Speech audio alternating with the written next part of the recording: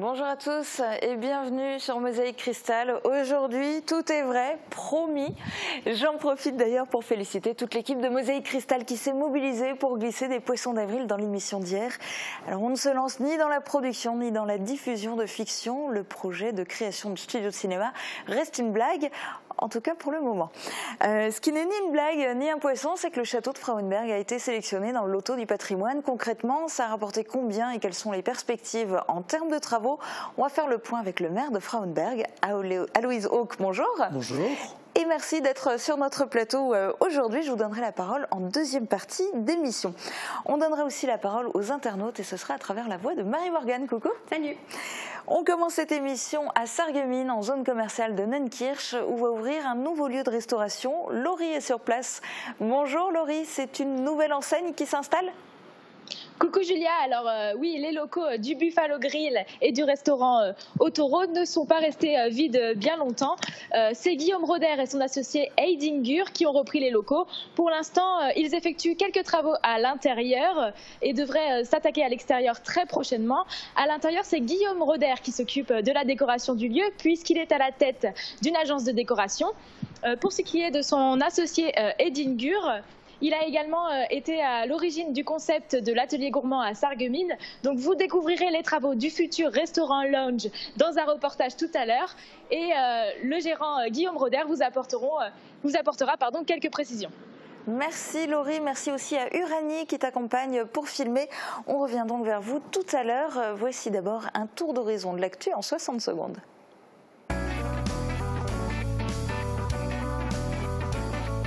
Gagnante toutes les semaines, toute l'année, c'est chez Best, votre centre commercial à Paris-Bersvillers. Les établissements Paul Kiel déménagent. Ils vont quitter la rue de Steinbach à Sarreguemines pour s'installer sur l'Europol d'Ambach où ils occuperont un local de 4200 m². Un espace idéal pour entreposer leurs boissons qu'ils proposent aux associations, particuliers, mais aussi à de nombreux cafetiers et restaurants. Le déménagement va se dérouler du 5 au 8 avril. Jean-Claude Juncker, le président de la Commission européenne, a rencontré Tobias Hans, le ministre président de la SAR, et plusieurs de ses ministres, dont Anke Rehlinger, chargé de l'économie. Après son passage à la chancellerie, il s'est rendu au Parlement où il a prononcé un long discours. Brexit, Trump, la Chine, les sujets abordés ont été nombreux. Concernant la grande région, il incite à développer une université européenne. Le mandat de Jean-Claude Juncker prendra fin après les élections européennes du 26 mai. Des communes de l'arrondissement ont reçu leur libellule. Elles sont en effet plusieurs à s'être vues remettre la distinction Commune Nature et Espace Nature pour leur démarche zéro pesticide. Une libellule a été attribuée à Obergalbach et Roulin, Étain, Ambach, Olvin, Hundlin et Zétain en comptent 2 et le Val-de-Gué-Blanche, Sarralbe et Vousvillers ont reçu 3 libellules. Aurélie Muller s'est qualifiée pour les championnats du monde. La nageuse sarregueminoise participera aux 10 km en eau libre lors des championnats du monde de natation qui se dérouleront en Corée du Sud en juillet prochain. Aurélie Muller s'est qualifiée en finissant deuxième ce week-end à Ela en Israël. Prochain objectif pour la championne, se qualifier pour les Jeux Olympiques de Tokyo l'année prochaine. C'est reparti pour l'étape gourmande. Le lycée professionnel Simon Lazare de Sarreguemines vous proposera ses dégustations culinaires le 21 mai à l'hôtel de ville. L'entrée est au prix de 20 € pour 8 dégustations. Pour 10 € supplémentaires, vous pourrez profiter d'une démonstration et d'une dégustation effectuée par le chef Mathieu Otto. Les préventes seront possibles à partir du 16 avril.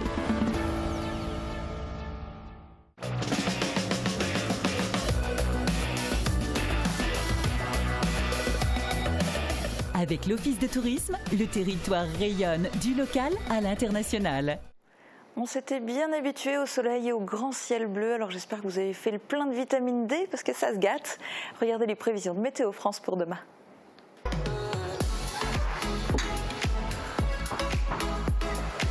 Waouh, mais comment tu fais pour avoir autant d'assurance ?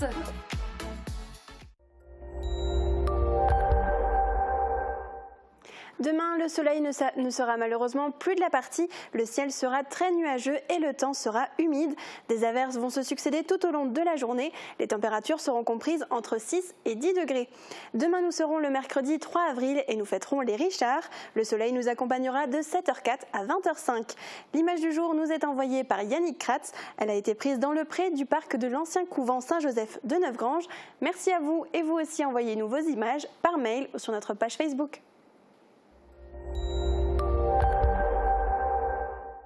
Comment tu fais pour avoir autant d'assurance? C'est parce que j'ai toutes mes assurances au Crédit Mutuel. Et ça me libère. Assurance et prévoyance avec le Crédit Mutuel, ayez l'esprit libre. 100 fois, 1000 fois, je vous ai renvoyé la balle. Fermap, des portes de garage sécurisées pour vous. Un nouveau restaurant en zone commerciale de Neunkirch. Après Buffalo Grill puis Autoro, les locaux situés rue Jean Lamy vont désormais accueillir le restaurant Lounge de Guillaume Roder et son associé Aydin Gur. Uranie Tozik et Laurie Couteau se sont glissés sur le chantier pour vous donner un aperçu du futur restaurant. Il reste encore quelques vestiges du restaurant Autoro rue Jean Lamy, mais pourtant celui-ci a mis la clé sous la porte récemment. Désormais, les locaux sont en chantier pour accueillir une nouvelle enseigne, le restaurant Lounge. Guillaume Roder et son associé Aydin Gur ont voulu une ambiance cosy et familiale pour leur steakhouse. À l'entrée, on trouvera un espace accueil assez vaste avec un comptoir. Grâce à une cuisine ouverte, les clients pourront voir à quoi ressemblent les produits qu'ils vont retrouver dans leurs assiettes. Sur les deux côtés du bâtiment, 2 salles seront aménagées pour accueillir les clients. Une de ces 2 salles aura un esprit plus cosy. Pour la décoration, le gérant et son associé ont prévu des fauteuils et des banquettes colorées. Des lampes en suspension viendront éclairer chaque table. Pour le reste de l'éclairage, ils ont opté pour le côté moderne avec des LED. Et pour le côté plus intimiste, des séparations tendances seront installées entre les banquettes. À l'extérieur, de gros travaux sont à prévoir. Les 2 associés veulent aménager une terrasse avec des parasols. Un espace avec des palmiers et de la végétation est prévu pour casser l'aspect zone commerciale. De nombreux travaux avaient déjà été réalisés par les anciens propriétaires pour la mise aux normes des lieux. L'ouverture devrait se faire avant l'été. On est maintenant en liaison avec le gérant Guillaume Roder. Bonjour. Bonjour. Est-ce que vous pensez que ça va fonctionner, sachant que Buffalo et Autoro ont malheureusement mis la clé sous la porte? Est-ce que vous avez la recette miracle? Écoutez, peut-être pas la recette miracle, mais par contre, on va proposer des choses qui sont quand même différentes des autres, sur un concept sur lequel on reprend quand même, avec l'emplacement qui est quand même un très bon emplacement, les racines de l'ancien Buffalo, qu'on va améliorer, qu'on va vraiment tourner à notre sauce. Donc, je veux dire, dans une ambiance cosy, efficace, je veux dire, accueillante pour les clients. Et surtout, on ouvre les cuisines, on montre le produit qu'on va servir aux clients. Donc, ça va être un plus pour nous, je pense, oui. En toute transparence. Et alors, quelle est la clientèle que vous comptez attirer? Écoutez, c'est vraiment toute clientèle. Les jeunes, les seniors, je veux dire, on va essayer d'attirer tout le monde. On a un espace qui est ouvert. On va pouvoir le diviser à notre façon. On va pouvoir recevoir des comités d'entreprise. On va pouvoir séparer des familles qui viennent manger. On va pouvoir recevoir des plus jeunes. Donc, je veux dire, on a vraiment misé sur un ensemble. Et je pense qu'avec les accessoires et le mobilier qu'on a mis en place, on va savoir répondre à cette demande et à cette attente des clients, quoi. Vous allez exploiter la terrasse aussi?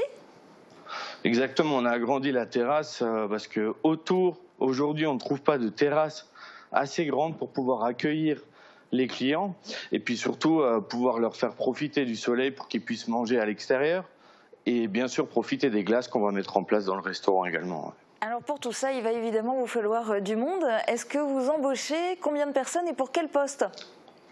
Écoutez, on est déjà en train de travailler dessus. Il y a 10 postes, 10 postes qu'on va offrir aux personnes qui se présenteront à nous. 5 en cuisine. On va avoir un poste de barman et puis des filles à la gestion, aux caisses, etc. Merci beaucoup Guillaume Roder d'avoir été en direct sur Mosaïque Merci Cristal. à vous, oui. Et on vous souhaite bien sûr de bien commencer. Et on souhaite aussi maintenant un joyeux anniversaire à Conti. Le 25 mars dernier, les 55 ans de la production du premier pneu continental à Sarreguemines. C'était les 55 ans. L'usine inaugurée en 1964 est aujourd'hui un acteur économique incontournable de l'arrondissement. Cet anniversaire est l'occasion de faire un bond en arrière et de retracer les grandes étapes de son évolution au cours des 55 dernières années. Reportage de Margot Dimpre, Catherine Henrich et Jean Birkel. 25 mars 1964, une date insignifiante pour certains, mais elle est très importante pour l'usine de Sarreguemines. Effectivement, le 25 mars 1964 a été produit sur le site le premier pneu tourisme et c'était un 13 pouces. Et donc depuis 55 ans, que de chemin parcouru, puisque comme vous le voyez derrière moi, on a produit plus de 284 millions de pneus, dont 100 millions sur les 10 dernières années. Le 25 septembre 1964, l'usine Continental est inaugurée à Sarreguemines. À l'époque, 152 personnes sont employées et produisent 1300 pneus tourisme par jour. C'est déjà bien plus que les 750 prévus. Le développement de l'usine dépasse les attentes. D'année en année, de nouveaux bâtiments voient le jour et malgré la concurrence et l'arrêt du pneu poids lourd en 1995, l'entreprise fait face et se démarque notamment grâce à sa modernité. La production annuelle est passée de 4,4 millions en 1995 à 9 millions en 2004. La création d'une équipe de week-end en 1987 et d'une deuxième en 1994 y est pour beaucoup. Célébrer l'entrée en production de l'usine est aussi une façon de remercier les salariés qui ont contribué à ce succès. C'est un anniversaire symbolique, mais qui méritait d'être fêté. Et je voulais surtout le fêter pour remercier l'ensemble de nos collaborateurs qui s'engagent au quotidien pour améliorer en permanence les performances de notre usine. Aujourd'hui, l'usine emploie 1350 personnes. Parmi ses points forts, on peut noter un large portefeuille de produits avec la production de pneus ultra haute performance ainsi que des dimensions 19 et 20 pouces. Malgré un contexte automobile européen mitigé qui a provoqué une baisse de volume de 400 000 exemplaires l'an dernier, le directeur n'est pas inquiet. L'usine est reconnue pour son niveau de qualité, ses performances industrielles et sa capacité d'innovation. Et c'est une vraie fierté pour ses salariés et également pour moi, bien sûr. L'année prochaine, on devrait passer les 300 millions de pneus fabriqués sur le site. Et si on continue, dans les 10 prochaines années, continuer à fabriquer 100 millions de pneus supplémentaires. Un gâteau en forme de pneu a été partagé, comme c'était le cas 30 ans plus tôt, lors du 25e anniversaire. Symboliquement, un pneu a également été signé par le directeur et les salariés présents, une façon de marquer le coup, mais aussi de motiver les troupes. Cette année, l'objectif est de produire 9,5 millions de pneus. Autre anniversaire dans le monde économique, celui des établissements Kiel. Et pour leur 100e anniversaire, ils s'offrent un déménagement. Dans quelques jours, vous pourrez les retrouver à Ambach, sur le site de l'Europol. Une page d'histoire est donc en train de se tourner à Sarreguemines, rue de Steinbach. Margot Mazzucotelli et Guillaume Dumonteil nous en disent plus. 1, 2, 3, 4. 4 générations de Kiel se sont succédées à la tête des établissements Paul Kiel. Le bien prénommé Paul représente cette 4e génération. Ça fait 5 ans officiellement que j'y suis, mais je baigne dedans depuis que je suis né, donc ça m'a toujours apparu comme une évidence. En plus de ça, c'est un métier qui est plutôt plaisant et puis c'est une boîte qui tourne bien. Une entreprise familiale qui compte une quarantaine d'employés et qui arrose les associations, les particuliers, les cafetiers ou encore les hôtels-restaurants de Metz à Strasbourg avec tout ce qui se boit. Des marchés relativement éloignés de la cité des faïences que le grossiste a dû conquérir pour faire face à la baisse du nombre de bistrots à Sarreguemines et environ. Au fur et à mesure de leur histoire et de leur expansion, les établissements Paul Kiel ont utilisé de plus en plus d'espace à Sarreguemines, rue de Steinbach, pour entreposer leurs produits. Ils se sont aussi implantés à Sarrebourg depuis une vingtaine d'années. Dans quelques jours, ce sera l'heure du grand départ pour Ambach et l'Europol, où l'entreprise occupera un local de 4200 m². On était arrivé un petit peu à saturation en termes d'espace sur le site de Sarreguemines. Donc un seul et même entrepôt sur un seul niveau pour mieux servir, pour mieux préparer nos commandes. En plus, on est proche des grands axes à l'Europole de Hambar, donc on arrive plus vite chez nos clients et on pourra enfin avoir une vraie cave pour accueillir le particulier et leur faire découvrir nos produits. Le déménagement se déroulera du 5 au 8 avril. Une fois que les établissements Polkil seront installés à Hambar, nous ne manquerons pas de vous montrer les locaux où s'exprimeront les commerciaux, livreurs, préparateurs, chauffeurs, secrétaires, comptables et autres télévendeurs employés par cette entreprise.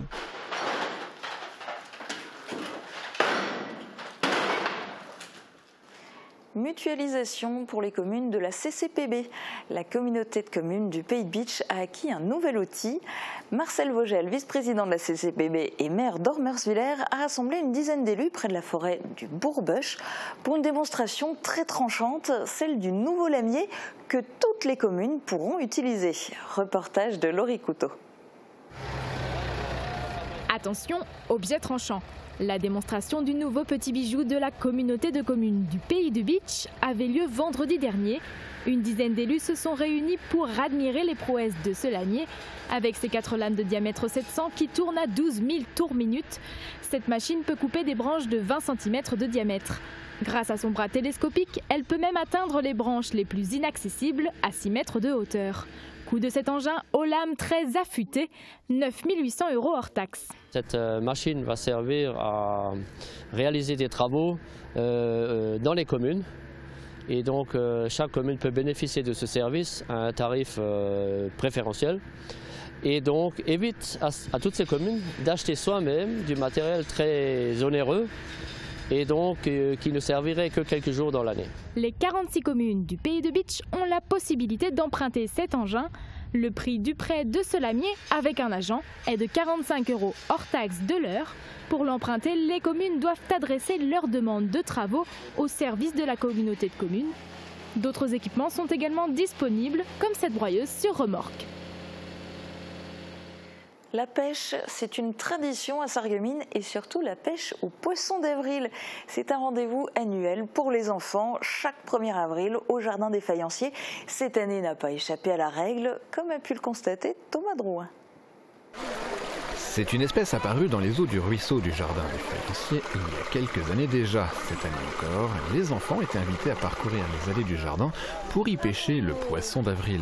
Ouverture de la pêche à 16h30, fermeture à 18h30, soit 2 heures pour attraper les 10 poissons d'avril, parcourir le rallye des poissons volants ou participer à de nombreuses autres activités proposées au cours de cette fête des enfants, avec en prime une Bubble Boom animée par le capitaine Vladimir Spoutnik. Et voilà, on se rejoint comme ça. Et maintenant on lance la gigue. Attrapez votre copain, votre copine par le bras. Oui. Chaque semaine, on donne la parole aux passants. Cette semaine, le thème du micro-trottoir n'est pas réjouissant.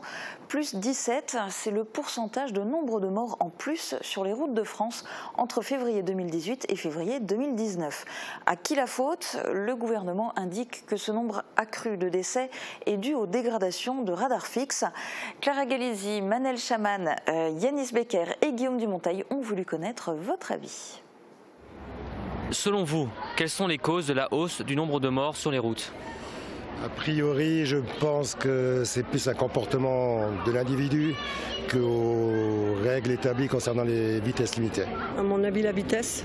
Je pense que c'est beaucoup aussi un manque d'attention, de vigilance de la part du conducteur.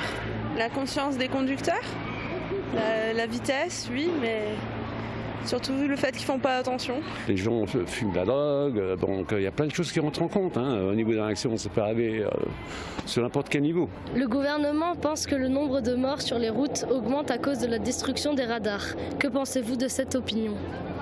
Ce qui est paradoxal, c'est que dans le même reportage, ils expliquaient que la mortalité était en hausse avec les 2 roues, qu'on m'explique juste comment en 2 roues, on meurt plus avec les radars, quoi. Je veux dire, c'était pas cohérent. Je dirais plutôt que c'est un argument bien utilisé par rapport aux gilets jaunes, tout simplement. Je pense pas que ce soit la première cause. Il y a toujours des malfaisants qui cassent le matériel de l'État déjà en plus. Et en plus c'est pour la sécurité des gens, c'est pas fait pour décorer. Je pense qu'effectivement les radars obligeaient quand même les automobilistes à être plus prudents, à ralentir. Que faudrait-il faire pour épargner plus de vies à l'avenir ?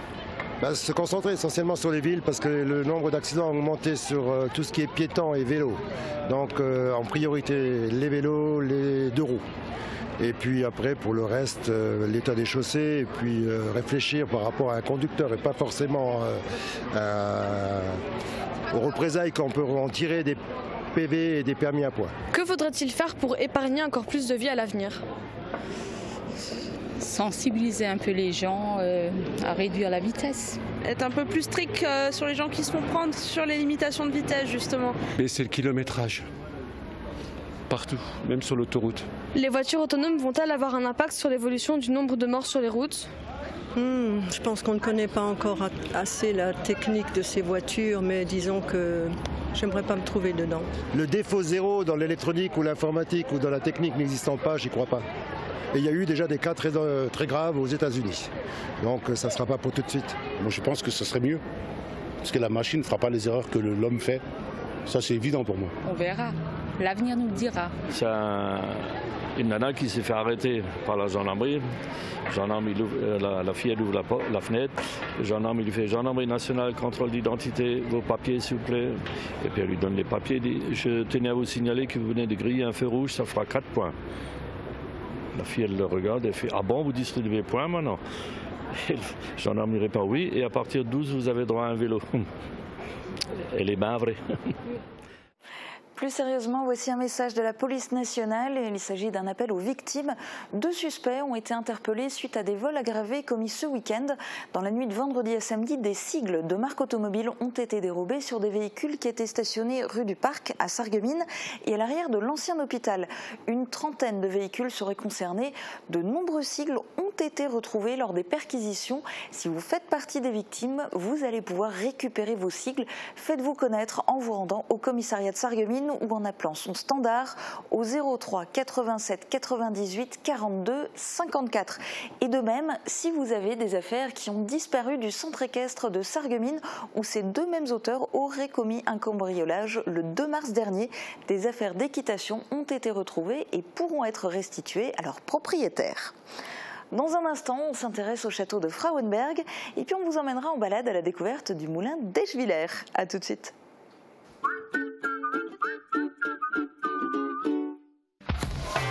L'atelier gourmand, l'étape gourmande en zone industrielle de Sarreguemines. Du pain frais toute la journée, des pâtisseries artisanales, des hamburgers maison fraîcheur garantie et tout un assortiment de pizzas et de sandwichs. Passez nous voir et pensez au drive.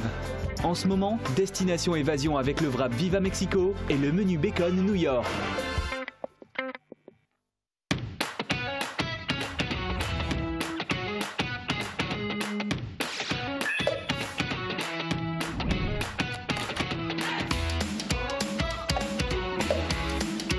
Non, ça se fête. L'anniversaire, c'est chez Best, votre centre commercial à Faré-Berswiller, du 1er au 27 avril. Confiez votre véhicule au garage de l'Albe. Notre équipe dispose des dernières technologies. Bancs de géométrie 3D, cabines de peinture et produits hydro, de la mécanique rapide et toute une gamme de véhicules d'occasion labellisés Car Garantie. Profitez de nos 1000 références de pneus à des prix défiant toute concurrence. Garage de l'Albe, la qualité relève du bon sens. Samedi 6 avril, toute l'équipe vous attend pour nos portes ouvertes.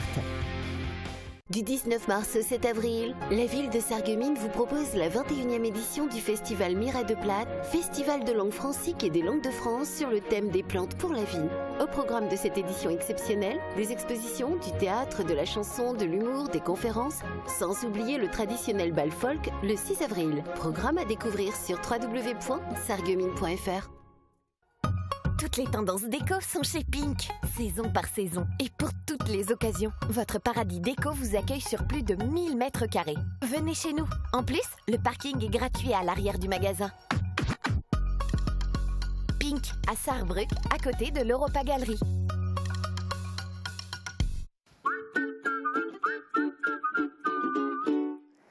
On a commencé cette émission en vous parlant d'un nouveau restaurant à Sarreguemines. La question du jour posée sur la page Facebook de Mosaïque Cristal concerne les clients de tous les restaurants. Regardez. Dans les grandes villes, de plus en plus de restaurants ne prennent plus de réservation pour éviter les pertes de chiffre d'affaires.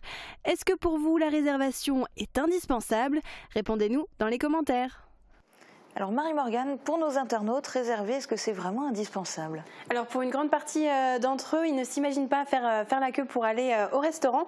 Sandrine a répondu « Je réserve toujours et ça me va. Si je ne peux pas m'y rendre, je décommande ».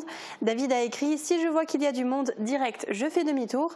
Et c'est pareil pour Isabelle qui a répondu « Nous on réserve toujours. Si on devait faire la queue, je fais demi-tour et je rentre. Par contre, s'il y a le moindre problème, j'appelle aussi pour annuler ». Alors dans notre sondage, le résultat est plus mitigé. Pour 79% de nos internautes, la fin des réservations dans les restaurants, c'est une mauvaise idée, mais pour 21% d'entre eux, c'est une bonne idée. Et puis tu voulais aussi revenir sur une information qui a beaucoup fait réagir hier sur notre page Facebook. Et oui, tu l'as dit tout à l'heure, hier, Mosaïque Cristal a annoncé qu'on allait créer des studios de cinéma et une école d'acteurs à Sarreguemines. Et comme de nombreux internautes l'ont remarqué, c'était notre poisson d'avril. Et il faut dire qu'on a mis les moyens puisqu'on est allé jusqu'à Hollywood. Et René nous a écrit « Je vois déjà sur les hauteurs du golfe les grandes lettres de Sarreguemines. Cela se verra à des kilomètres. » Valérie a écrit « Il faut vous calmer les gars, sinon vous allez y croire vous-même. » Et a commenté « Vous avez vraiment assuré tout au long de la journée. Merci beaucoup. » Et merci aux téléspectateurs et à leur réaction. Aloïse Hawk, ce n'était pas un poisson d'avril. Le château de Frauenberg a bien été retenu parmi 269 sites pour faire partie du loto du patrimoine. Concrètement, cette opération, ça vous a rapporté combien d'argent ? Oui, donc ça fait un peu moins d'un an qu'on a été retenu dans cette opération. Pour le moment, c'est ce qu'on nous a annoncé un peu avant la nouvelle année. C'était la bonne nouvelle, je dirais. On a eu pour le moment 12 000 euros.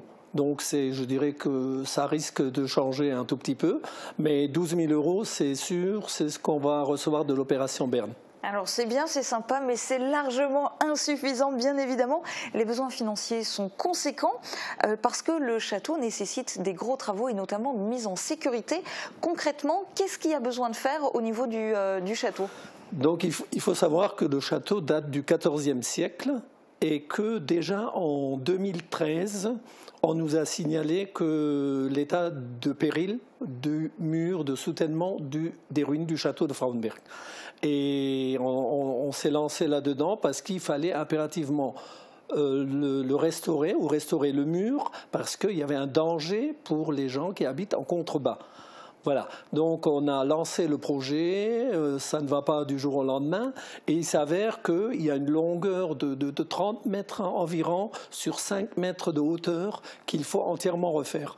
Voilà, consolider, refaire et tout ça. Donc on a fait un projet et malheureusement, ça chiffre, parce qu'il est déjà difficile d'accès et tout ça, donc ça chiffre pour le moment, on est 230 000 hors taxes, rien que la réfection du mur. Là-dessus, ça va se rajouter la maîtrise d'œuvre, la sécurité, les fouilles archéologiques, tout ça. Il faut encore compter à peu près 60 000 euros de plus. Alors du coup, aujourd'hui, on en est où ? Alors aujourd'hui, on est en train de boucler le budget. On ne l'a pas encore terminé pour la simple raison, c'est qu'on a fait l'appel d'offres, c'est en cours. Je dirais que ça a assez de succès parce qu'il y a quand même beaucoup de grandes entreprises même qui se sont intéressées à ce projet et qui ont fait donc, qui ont répondu à cet appel d'offres. Seulement cet appel d'offres va être, les enveloppes vont être ouvertes seulement le 30 avril. Donc il faudra attendre le 30 avril pour savoir exactement le coût de revient de la réfection de ce mur. Par rapport au financement, on ne pouvait pas attendre le 30 avril pour demander le financement. On est parti sur les 230 000 pour le moment et on a pour le moment 60, on a eu de la DETR. C'est plus de 70 000 euros. On a eu de l'AMITER à peu près 50 000. On a eu donc la Fondation du patrimoine, l'opération Berne, les 12 000. On a eu par la CAS le fonds de concours 51 317 euros, ce qui est considérable aussi. En résumé, on a pour le moment à peu près 190 000 euros de subventions sur les 230 000. Donc c'est très bien parti et vous êtes sûr de lancer les travaux? Ah ben ça, on n'a même pas le choix, puisque comme j'ai dit tout à l'heure, en 2013, on a déjà dit qu'on est vraiment en péril. Donc il fallait qu'il y a un danger urgent, qu'il fallait le faire. Donc on ne peut pas attendre, on est obligé de le faire. Par contre, comme il y a encore les 60 000 en plus... Alors est-ce que du coup des mécènes ou des téléspectateurs, des citoyens peuvent donner un coup de main, peuvent apporter leur pierre à l'édifice? Tout à fait, mais je voulais juste rajouter qu'on a encore fait pour les 60 000 €, on a fait une demande à la DRAC, les affaires culturelles, et eux nous ont promis une bonne participation, pratiquement 80% sur cette somme-là. Donc ça va boucler le tout et on y arrivera. Le reste, ce qui manque, effectivement, on n'est pas encore au bout. On a encore fait une demande à la grande région Est, qui elle aussi veut participer. Donc on attend encore le bouclage, il leur faut aussi l'ouverture des plis pour savoir exactement où on va.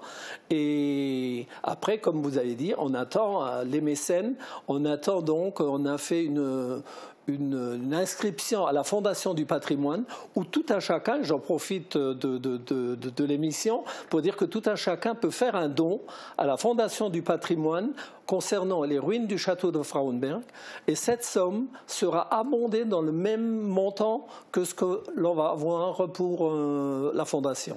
Voilà, donc je profite de l'occasion pour demander à chacun de faire cette souscription et éventuellement donc sinon de téléphoner à la mairie de Frauenberg, on leur donnera tous les renseignements, on leur enverra le document, comment faire pour souscrire, et il faut savoir qu'il y a une réduction d'impôt au bout. C'est ça ce qui est important.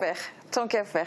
Début des travaux à quelle date? Alors, comme l'ouverture c'est le 30 avril, nous on voudrait les faire avant l'été, avant les mois d'été, donc le plus tôt possible, je dirais, pour la simple raison, c'est qu'on est lié avec la météo.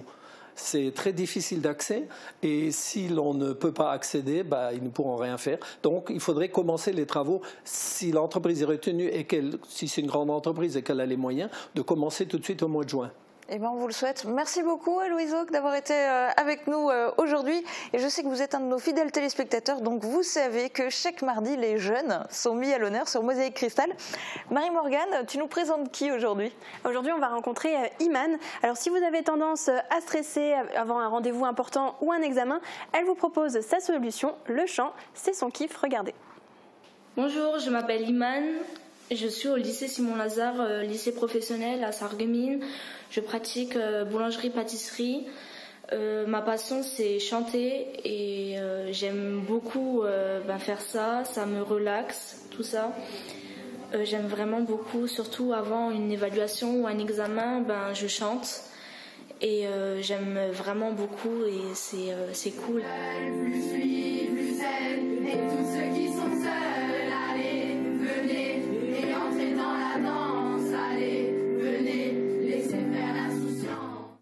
Merci beaucoup Iman, et si toi aussi tu veux participer à notre rubrique C'est mon kiff, tu peux nous envoyer ta vidéo pour nous parler de ta passion par mail ou via WhatsApp au 06 81 82 40 33. Merci Marie-Morgane, et maintenant direction le Pays de Bitche. Aujourd'hui, le site du moulin d'Eschwiller ouvre ses portes pour la saison 2019.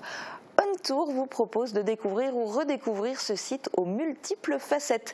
C'est Flora qui va vous guider, je vous laisse en sa compagnie. Très bonne journée à tous, à bientôt.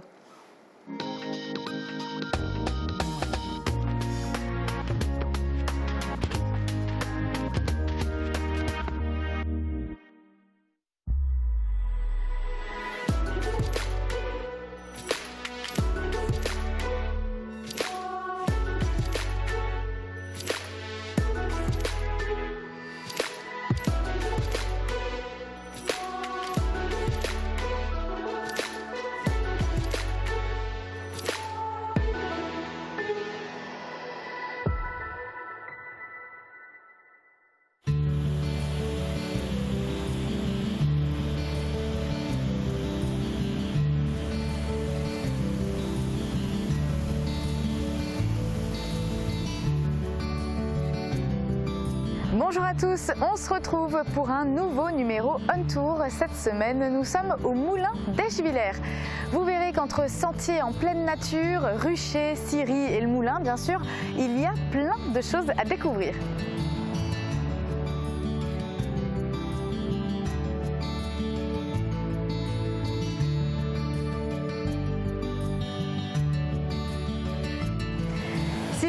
d'Eschviller a subi de nombreuses transformations à travers les années. Il est aujourd'hui un centre d'interprétation des techniques rurales. Voici un aperçu de ce qu'on peut y découvrir. Branle-bas au moulin d'Eschviller, à quelques jours de l'ouverture officielle du site, les amis du moulin sont à pied d'œuvre pour remettre la meule en état de marche et vérifier que tout fonctionne. L'occasion aussi de faire un petit nettoyage de printemps dans le musée.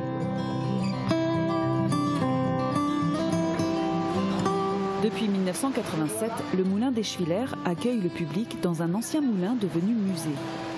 La roue à aube s'ébranle et fait tourner l'ensemble des machines sans aucune autre force que celle de l'eau. On y découvre la fabrication de la farine et le travail du meunier. Mais le moulin d'Eschviller, c'est bien plus que ça. Le site est orienté vers la nature. Au fil du temps, son cadre a été aménagé pour accueillir le public dans un objectif d'éducation à la nature. Un sentier nature fait le tour de la vallée pour découvrir les plantes et leurs utilisations. Et puis derrière le moulin a été aménagée la scierie. Inaugurée en 2003, elle vous fait découvrir toute la machinerie d'une ancienne scierie. Ici aussi, il faut vérifier que tout fonctionne, on règle les scies et on remet les outils en place. Après quelques mois d'immobilisation, la roue à aube ne tourne pas encore comme il faut. Mais quelques tours suffiront à la rééquilibrer. Les deux musées témoignent de l'activité humaine de ce territoire, mais d'autres associations sont présentes sur le site. Les apiculteurs qui disposent d'un rucher école où l'on vous raconte l'étrange symbiose entre l'apiculteur et ses abeilles. Le rucher produit d'ailleurs un miel que l'on peut se procurer à la boutique et qui permet la pollinisation du verger. Les arboriculteurs disposent d'un verger qui fournit entre autres les pommes de la grande fête annuelle et qui est un conservatoire d'essences arboricoles. Enfin, les éleveurs de chevaux de Moselle-Est ont aménagé une carrière et ont élu domicile dans ce petit coin de nature. Le site du moulin d'Eschviller est un lieu qui, au fil des années, est devenu incontournable pour les amoureux de nature. Un lieu très fréquenté par les enfants pour des sorties pédagogiques et pour le visiteur de passage, en plus des deux musées, c'est aussi le point de départ de nombreuses randonnées et d'une piste cyclable. La nature au cœur de la nature, c'est tout ça, le moulin d'Eschviller.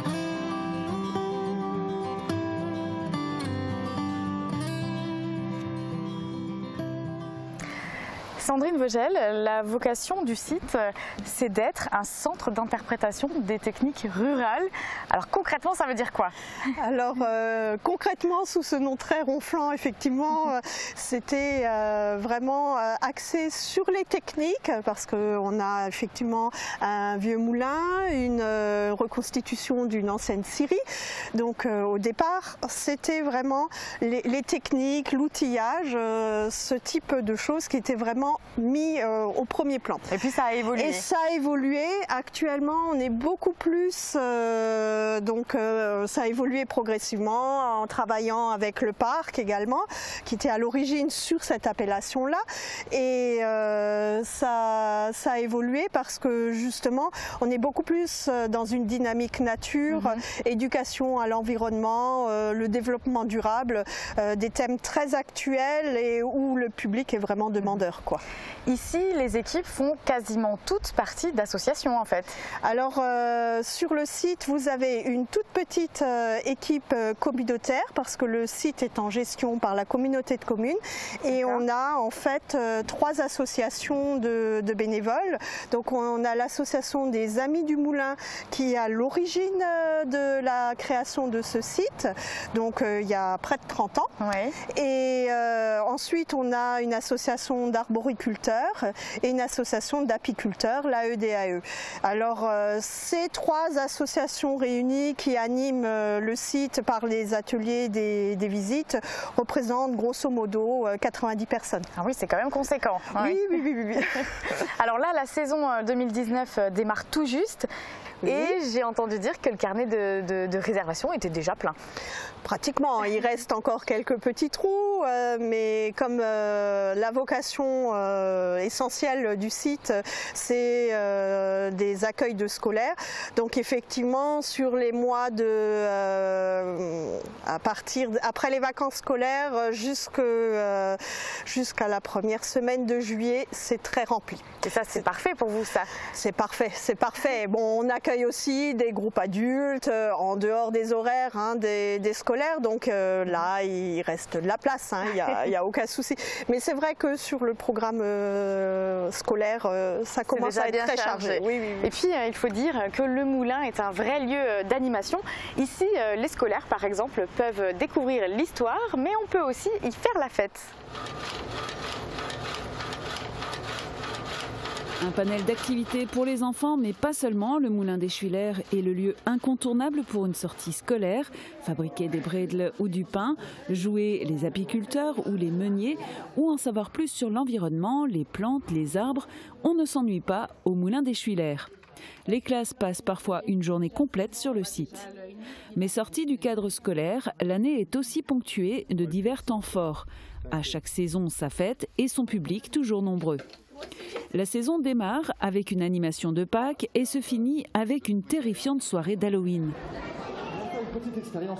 Au début de l'été, la fête des saveurs et son marché de producteurs attirent les foules, tout comme la fête de la pomme à l'automne qui permet aux arboriculteurs de faire déguster les fruits du verger sous toutes les formes. Des visites guidées exceptionnelles sont aussi programmées en fonction des saisons. Par exemple, le sentier nature au printemps ou au cœur de l'été, ce n'est pas tout à fait la même chose. Et les grandes fêtes permettent aussi de découvrir les deux musées, histoire de s'occuper toute une journée en famille dans un cadre exceptionnel.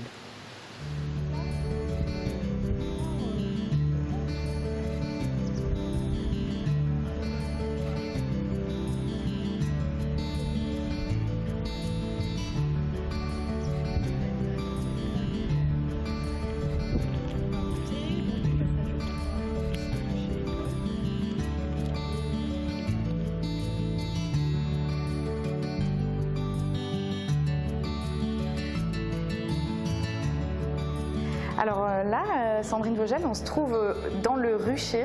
C'est en fait une autre facette de ce qu'on peut voir au Moulin d'Eschwiller. Oui, effectivement, parce que le moulin, il a grandi au fur et à mesure, et dans le cadre justement d'un aspect nature, l'importance des abeilles actuellement, tout le monde la connaît. Donc vraiment ici, on découvre l'univers complet de l'abeille, et donc c'est une muséographie autour du rucher, et on propose aussi un rucher école pour les scolaires, mais aussi pour le grand public. Alors vous êtes une habitante du secteur. Qu'est-ce que ça représente pour vous d'avoir un lieu comme le Moulin d'Eschwiller sur votre territoire? Alors c'est un lieu qui, en termes d'animation, est présent dans le paysage depuis très longtemps, et effectivement il fait un peu partie de notre histoire sur le territoire, et donc je dirais que un peu comme tous les habitants, on se l'approprie, oui. Mais en même temps on ne le connaît pas forcément bien, donc parce que quand on part en vacances, on va découvrir ce qui est autour, mais sur le secteur, ce qu'il y a à sa porte, on ne va pas forcément le voir. Donc effectivement, le site du Moulin d'Eschwiller, au fil des ans, a énormément évolué. Il y a constamment des nouveautés. Les groupes adultes viennent également. Le public familial vient pour justement découvrir cet aspect-là, toucher la farine lorsqu'on fait tourner les meules, ou bien voir les abeilles de plus près. On peut les voir en sécurité derrière une baie vitrée. Donc il y a vraiment tout un panel, beaucoup de choix, de quoi aussi se promener sur le site. Pour faire plaisir à tout le monde. Pour faire plaisir à tout le monde, on peut découvrir des essences d'arbres, il y a un sentier balisé, on peut faire un circuit vélo, il y a un balisage du club vosgien au départ du site. Donc c'est vraiment un site qui a pris de l'ampleur au fur et à mesure, et donc on s'imagine le connaître, mais on peut que vous inviter à revenir sur le site. En termes de nouveautés cette année, est-ce qu'il y a des choses de prévues? Alors effectivement, il y a des choses de prévues. Alors d'abord en direction des enfants, oui. Et les enfants fêtent leur anniversaire, et c'est toujours très marrant de fêter fêter son anniversaire avec les copains. C'est des fois très bruyant. Mais c'est aussi l'occasion aussi d'apprendre des choses en étant ensemble, en faisant la fête. Donc on propose actuellement des goûters d'anniversaire les mercredis après-midi sur réservation sur les différents thèmes, soit un petit meunier, soit un apiculteur, ou alors on fait un jeu de piste pour découvrir le site. Donc il ne faut pas hésiter à nous contacter. Donc ça c'est pour les enfants. Oui. Pour les adultes, dans le cadre des accueils des groupes, le site vit vraiment au rythme des saisons. Donc pour les adultes, en fonction de la taille du groupe, on va proposer soit une visite guidée un peu classique, soit alors quelque chose d'un peu plus didactique, où on va pouvoir enfiler une vareuse et faire de l'ouverture de ruche. Génial. Une vraie immersion, quoi. Voilà, une vraie immersion, ou alors dans le verger, selon la saison, de la plantation, du greffage, de la taille. Tout est possible et à construire, quoi. Génial. Voilà. Bon, il y a encore des endroits que j'ai pas vus. On continue la visite ensemble. On va continuer.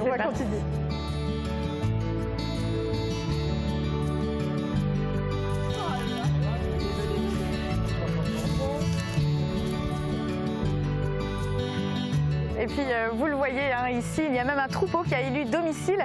Ce sont des Highland Cattle, mais ici on les appelle les poilus cornus. Regardez.